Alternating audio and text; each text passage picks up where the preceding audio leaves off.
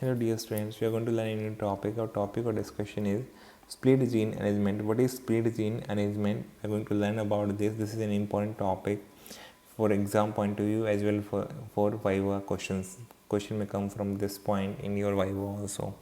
Hello प्यारे बच्चों, video में डिस्कस करने वाले एक नया टॉपिक, हमारा टॉपिक और डिस्कशन है split gene arrangement. Split gene arrangement क्या होता है, किसे कहते हैं और किस ऑर्गेनिज्म में कहाँ पे देखने को मिलता है, यही हम डिस्कस करने वाले हैं। वीडियो बहुत इंपॉर्टेंट होने वाला है, इसलिए वीडियो को एंड तक देखना है, क्योंकि वाइवा में भी आपसे ऐसे क्वेश्चन पूछे जाते हैं कॉमनली, और एग्जाम में तो आता ही है। स्प्लिट जीन अरेंजमेंट नीट के एग्जाम में बहुत बार आ चुका है, तो वीडियो बहुत इंपॉर्टेंट रहेगा, तो इसलिए एंड तक देखना है। My name is Deepak Lathar, I am going to explain all this in video. Now let's start the video. और टॉपिक और discussion is split gene arrangement. Split gene, ऐसी जीन जो स्प्लिट हो रखी है। किससे स्प्लिट हो रखी है? जीन की मतलब जीन क्या है? डीएनए का एक स्मॉल सेगमेंट, इसको हम क्या बोलते हैं? जीन बोलते हैं। और उस जीन के अंदर भी क्या है बेटा, देखो यहाँ पे ये हमारा डीएनए है, और डीएनए के अंदर छोटे से पार्ट को हम क्या बोलते हैं? जीन। अब इसमें देख सकते हो आप दो स्ट्रैंड दिखाई दे रहे हैं, जो 3' to 5' वो टेम्पलेट का काम करता है। तो यहाँ पे जो टेम्पलेट होगा बेटा, उसके अंदर डीएनए के अंदर ही क्या होगा? कोडिंग वाले पार्ट भी होंगे, नॉन कोडिंग भी। जब इसका ट्रांसक्रिप्शन होगा तो कोडिंग वाले पार्ट तो एक्सोन कहलाएंगे आरएनए में, और इंट्रॉन्स हो जाएंगे। नॉन कोडिंग वाले पार्ट जो डीएनए के थे वो आरएनए बनेगा, उस आरएनए में कैसे बन जाएंगे? इंट्रॉन्स।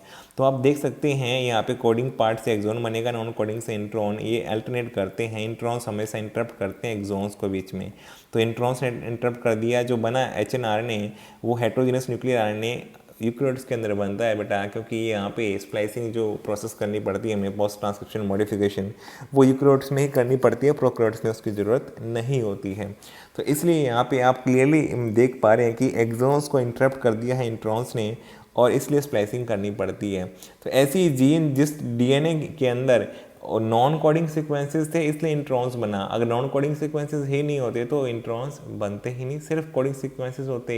जैसे प्रोकैरियोट्स में होता है कोडिंग सीक्वेंसेस ही होते हैं, तो वहाँ एक्सोन ही बनते हैं, इंट्रॉन्स बनते नहीं हैं, तो वहाँ पे स्प्लाइसिंग करने की ज़रूरत नहीं पड़ती। यहाँ पे स्प्लाइसिंग करने की ज़रूरत पड़ी है, यहाँ पे एचएनआरएनए जो है इसलिए बना। एचएनआरएनए जो बना इसमें इंट्रॉन्स भी आ गए हैं।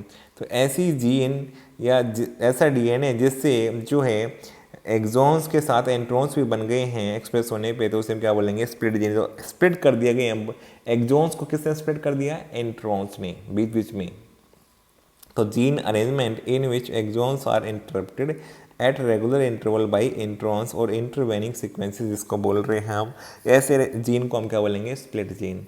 अब ये जीन किस में मिलेगी? एक कैरेक्टरिस्टिक ऑफ यूकेरियोट्स ओनली। किस में मिलेगी? यूकेरियोट्स के अंदर ही होती है ऐसी जीन, तभी तो यहाँ पे इंट्रॉन्स भी बन जाते हैं एक्सोन्स के साथ साथ।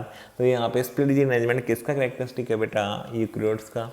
अब देखो ये जनरली जो इंट्रॉन्स होते हैं, क्या ये इनसे कुछ फ़ायदा होता है?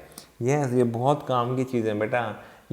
अगर मान लो म्यूटेशन हो जाए हमारी जीन में, और इस पार्ट में हो जाए जिसमें जहाँ पे नॉन कोडिंग सीक्वेंसेस हैं, या जहाँ जिससे इंट्रॉन बनना है, तो उससे हमें कोई नुकसान नहीं होगा। क्योंकि अगर ऐसा म्यूटेशन हुआ जो इंट्रॉन्स में हो रहा है, तो उससे हमें कोई नुकसान नहीं होगा। क्यों नहीं होगा? क्योंकि आप ध्यान से सुनो, अगर इंट्रॉन्स में जो नॉन कोडिंग वाले पार्ट में हुआ डीएनए की, उससे जो आरएनए बना इंट्रॉन्स तो हमें बाद में हटा देने हमारी सेल को, क्योंकि स्प्लाइसिंग करके इंट्रॉन्स को हमारी सेल हटा देंगी। तो उसमें जो चेंज आया उससे तो कोई हमें हार्म या नुकसान होने की दिक्कत नहीं है। इसलिए इंट्रॉन्स को हमारी सेल्स ने अभी भी नहीं हटाया। क्यों नहीं हटाया बेटा?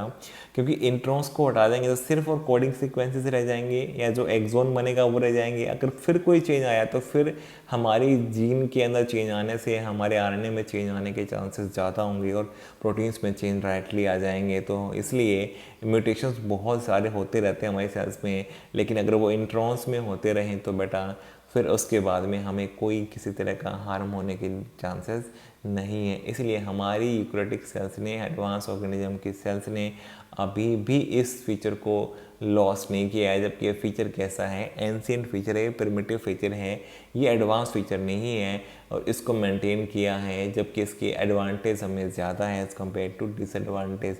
हमें एनर्जी लगानी पड़ती है, टाइम लगाना पड़ता है हमारी सेल को स्प्लाइसिंग करने में, वो एक डिसएडवांटेज कह सकते हैं, लेकिन एडवांटेज बहुत ज़्यादा है।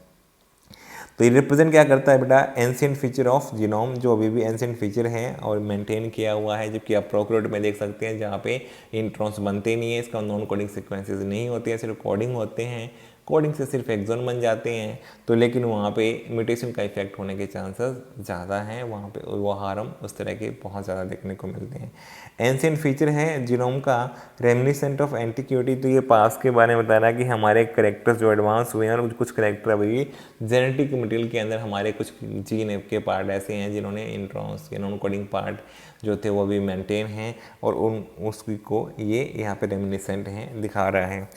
जो प्रोसेस ऑफ स्प्लाइसिंग है बेटा, इसके अंदर देखो सबस्ट्रेट भी आरएनए था, HNRNA एट्रोजिनस न्यूक्लियर आरएनए हमारा सबस्ट्रेट है। एंजाइम कौन सा है? SNRPS, जिसको हम ये बोलते हैं SNURPS या SNRPS, small nuclear ribo nucleo protein है बेटा। राइबो न्यूक्लियो प्रोटीन क्या होते हैं? आरएनए को ही तो बोलते हैं राइबो न्यूक्लियो प्रोटीन। तो ये एंजाइम भी आरएनए है और प्रोडक्ट भी आरएनए है। जो बना है वो क्या है? फंक्शनल एमआरएनए, मैच्योर एमआरएनए, तो प्रोडक्ट भी आरएनए है बेटा यहाँ पे।